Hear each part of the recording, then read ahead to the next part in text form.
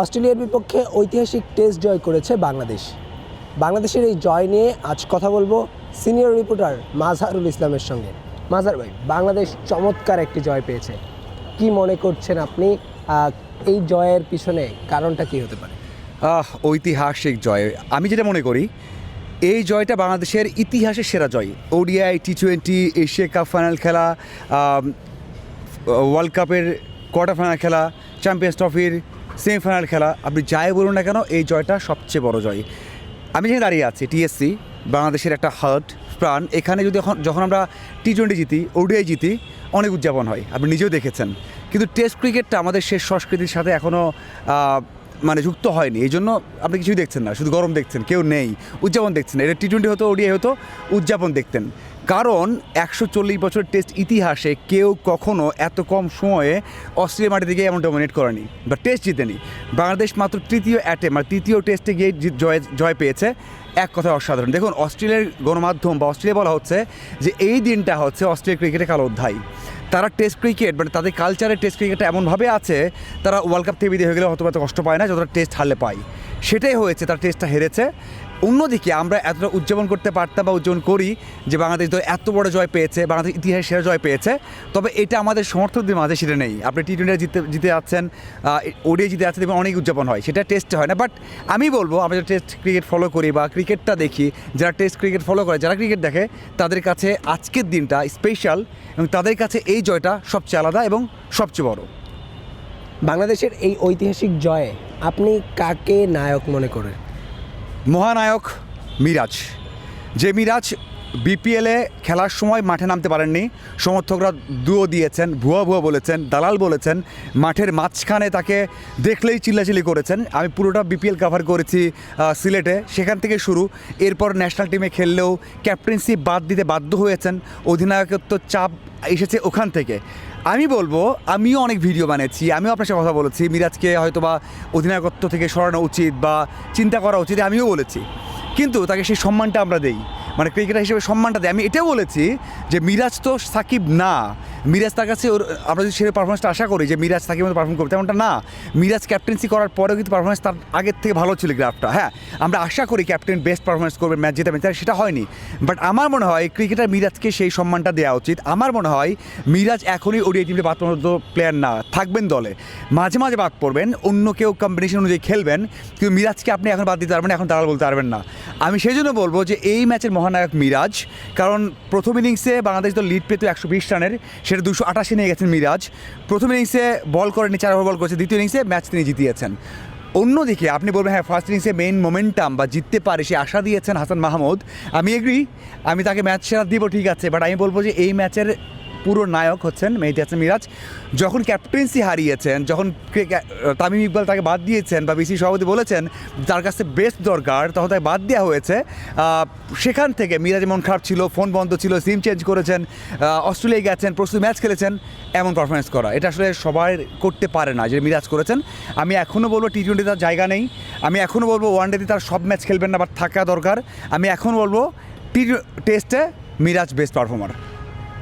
প্রস্তুতি ম্যাচের কথা বলছিলাম, খুবই বাজে খেলেছে বাংলাদেশ প্রস্তুতি ম্যাচে। ওই জায়গা থেকে এরকম কামব্যাক কীভাবে হলো?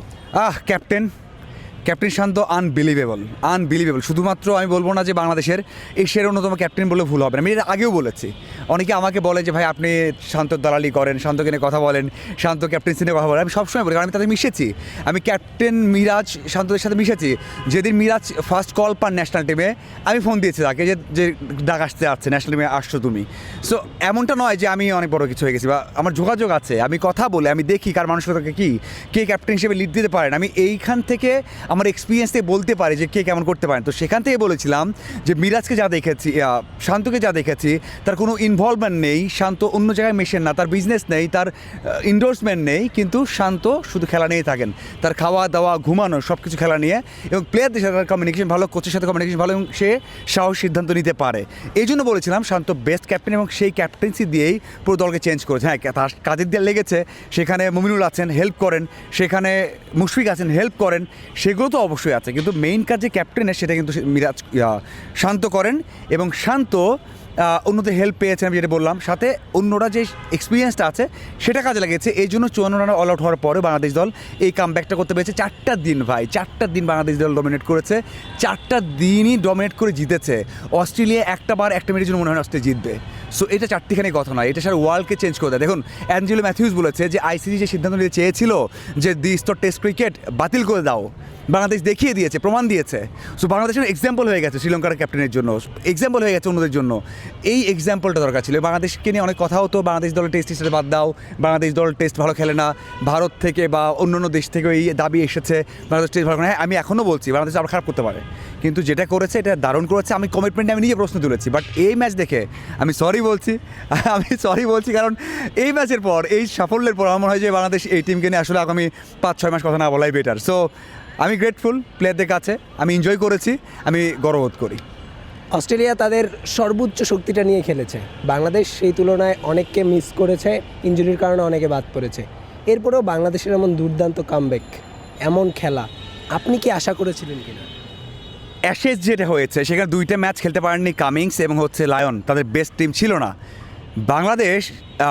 অন্যদিকে এই সিরিজে তারা পুরো টিম পেয়েছে, পুরো টিম অ্যাশেজের থেকে স্ট্রং টিম পেয়েছে। বাংলাদেশ রাহিদ রানা নেই, শরীফুল নেই, বেস্ট কম্বিনেশনে ভেঙে গেছে। সেখানে এমন পারফরমেন্স, এটা এক কথাই অসাধারণ। হ্যাঁ, অস্ট্রেলিয়া কিছু ভুল ছিল, তাদের ব্যাটসম্যানরা অ্যাপ্রোচ ভুল করেছে, তারা অনেক বেশি আত্মবিশ্বাসী ছিল, তারা উইকেট না বুঝে না পড়েই তারা আগে ব্যাটিং নিয়েছে। তাদের কিছু আগ্রাসী মনোভাব ছিল, তাদের কিছু নেগলেন্সি বা অবহেলা ছিল বাংলাদেশের প্রতি, এবং তাদের নিজের নাখুশি স্বভাবটাও ছিল। এই জন্য তারা কিছু ভুল করেছে, ইচ্ছা করে ভুল করেছে যে আমরা তো কাম ব্যাক করতে পারি, বাট বাংলাদেশই কাম ব্যাক করার সুযোগ দেয়নি। কি দারুণ, মানে তারা বারবার চেয়েছে বাংলাদেশ ভুল করবে, আমরা কাজে লাগাবো, বাংলাদেশই দেয়নি, একেবারেই দেয়নি। সো সেদিক থেকে অবশ্যই বলবো এটা বড় একটা সাফল্য, বড় একটা প্রাপ্তির কাজে লাগিয়ে বাংলাদেশ কতদূর এগোতে পারে সেটাই বড় একটা বিষয়। এবং আমি মনে করি যে শান্ত ক্যাপ্টেন যতদিন আছেন এই দল শুধু এগিয়েই যাবে। হাসান মাহমুদের কথা বলতে চাচ্ছি। হাসান মাহমুদ কাউন্টি ক্রিকেট খেলেছে, কাউন্টি ক্রিকেটেই কি হাসান মাহমুদের খেলার ধরনটা বদলে গিয়েছে কি? 100% কাউন্টি ক্রিকেটের সব মনোবল চেঞ্জ করে দিয়েছে।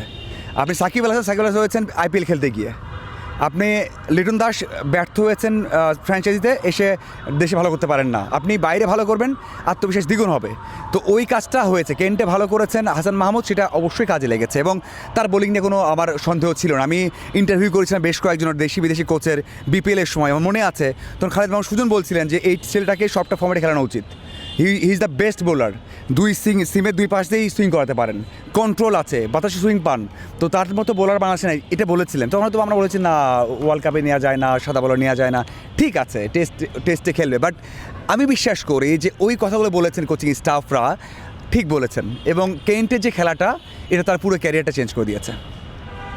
আমরা আজকে জয়ের পর দেখলাম প্রধানমন্ত্রীকে তামিম ইকবাল ফোন দিয়েছিলেন, এই ব্যাপারটা আসলে কিভাবে দেখছেন? একটা দেশের প্রধানমন্ত্রী বাংলাদেশ টিমকে এরকমভাবে সাপোর্ট করছে, কি খুবই দারুণ, ভালো লেগেছে। কথা বলছিলেন এবং কথা বলার ধরনটা এমন যে অনেক দিন ধরে চেনেন তামিমের সাথে অথবা প্লেয়ারদের সাথে যে কথা বলছিলেন সেটা খুবই ক্লোজ। তোমরা কি করছো, কেমন এনজয় করছো, তোমরা আসো, অপেক্ষা করছি, এইরকম করে ভালো লেগেছে যে তিনি রিকগনাইজ করেছেন এই সাফল্যটাকে। আমার মনে হয় আমি আস্তে চিন্তা করছিলাম বা আপনার সাথে যখন লাইভে আসবো বা কথা বলতে আসবো, চিন্তা করছিলাম যে আসলে প্রধানমন্ত্রীকে আদৌ জানেন যে কী করেছে এরা। মানে আপনি একটা জয় পেয়েছে অস্ট্রেলিয়ার বিপক্ষে, এটা তো অনেকেই জানেন, বাংলাদেশ সবাই জানেন এখন, কিন্তু তারা কি জানেন এটা কত বড় কাজ? কারণ সব এত রাজনীতি নিয়ে ব্যস্ত থাকা, দেশ নিয়ে ব্যস্ত থাকা হয়তো ওটা মাথায় নেই, অনেক বড় কাজ করেছে। হ্যাঁ, কথা বলেছেন তো বুঝতে পেরেছেন, যখন আস্তে আস্তে নিউজ দেখবেন আরও সামনে আসবে তখন আরও বেশি বুঝতে পারবেন যে বাংলাদেশ দলটা কী করেছে। সো ভালো লেগেছে খুব, এটা একটা প্লেয়ারদের আত্মবিশ্বাস দেয়। আমি আশা করবো এটার ধারাবাহিকতা থাকবে। যদি বাংলাদেশ দল খারাপও করে সেই সময় তামিম ইকবাল এবং ঊর্ধ্বতন কর্মকর্তারা প্লেয়ারদের ব্যাকআপটা দেবে। এই ব্যাকআপটা খুব ইম্পর্টেন্ট। আমি এটা নিয়ে অনেকবার কথা বলেছি যে ব্যাকআপ নেই, যে মিরাজকে বাদ দেওয়া হলো ক্যাপ্টেন্সি থেকে, তখন যে ব্যাকআপ থাকতো মিরাজ আত্মবিশ্বাস নিয়ে ক্যাপ্টেন্সি করতে পারতো। কিছু জায়গায় ব্যাকআপ উপর লেভেল থেকে পাওয়াটা জরুরি। বাংলাদেশ দল ভালো করেছে, সেটা সাফল্য পাচ্ছি, আমরা কথা বলছি, অভিনন্দন জানাচ্ছি। যখন খারাপ করবে তখন যেন তারা আবার সেই ব্যাকআপটা পায়, সেটাই প্রত্যাশা করি। আমরা তামিম ইকবালের সংবাদ সম্মেলনে দেখেছিলাম যে তিনি বলেছেন যে মিরাজকে তার পারফরমেন্সে ফিরানোর জন্যই অধিনায়কত্ব থেকে বাদ দেওয়া হচ্ছে। মিরাজ কিন্তু পারফরমেন্সে ফিরেছেন, এই ব্যাপারটা কি অধিনায়কত্বের চাপের কারণেই মিরাজ এতদিন পারফরমেন্স করতে পারেন? না, টেস্টে সব সময় করেন এবং তাকে টেস্টে আপনি কখনো বাদ দিতে পারবেন না। ওডিআইতে আপনি চিন্তা করতে পারেন, বাট টেস্টে বাদ দিতে পারবেন না। সো এটা আসলে যে কারণে বাদ দেওয়া হয়েছে সেটা সাফল্য পাচ্ছে না ব্যর্থতা পাচ্ছে ডিপেন্ড করবে পরের সিরিজে।